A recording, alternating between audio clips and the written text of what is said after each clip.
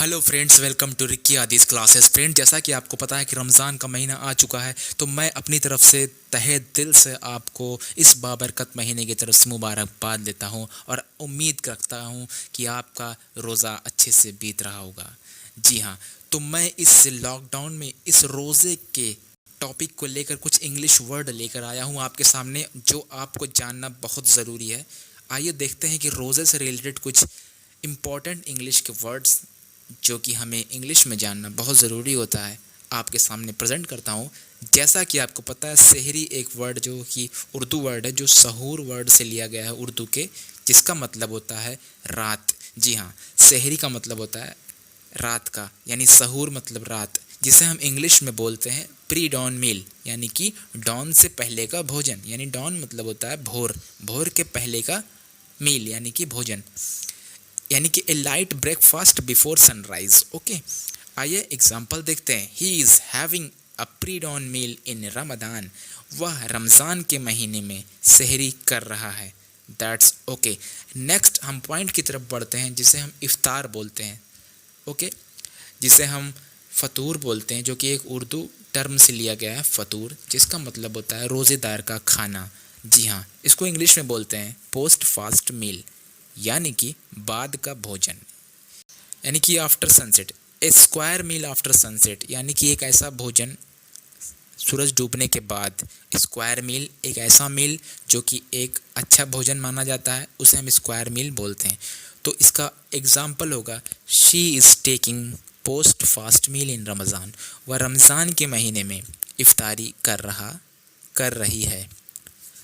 Next point की तरफ, तरावी, जिसे हम क़यामुल लैल बोलते हैं उर्दू के वर्ड में, जिसका इंग्लिश होता है रिलैक्सेशन प्रेयर, यानी कि स्टैंडिंग नाइट प्रेयर। तो इसका एग्जाम्पल होगा he is offering standing night prayer. वह तरावी पढ़ रहा है। ओके, नेक्स्ट पॉइंट की तरफ बढ़ेंगे। रिसिटेशन कुरान, यानी कुरान की तिलावत करना, जिसे इंग्लिश में रेसिटेशन कुरान बोलते हैं। तो आइए, इसका मतलब क्या होता है। Phrase reading the extract from the Holi Quran. हम होली कुरान से, यानी पवित्र कुरान से जो एक्सट्रैक्ट पढ़ते हैं, जो कि आयतें पढ़ते हैं, जो फ्रेज पढ़ते हैं, जो एक पेजेस हम पढ़ते हैं, उसको एक्सट्रैक्ट बोलते हैं। जी हाँ, इसीलिए उसको हम एक्सट्रैक्ट कहते हैं। इसका एग्जाम्पल होगा recitation Quran is very important. Quran की तिलावत करना बहुत ज़रूरी काम होता है। नेक्स्ट पॉइंट की तरफ हम बढ़ेंगे, जिसे हम कहते हैं ऑफरिंग नमाज, ऑफरिंग सलाह, नमाज पढ़ना, जो बहुत ही इम्पॉर्टेंट होता है, एसेंशियल होता है। से प्रेयर से, यानी नमाज को पढ़ना।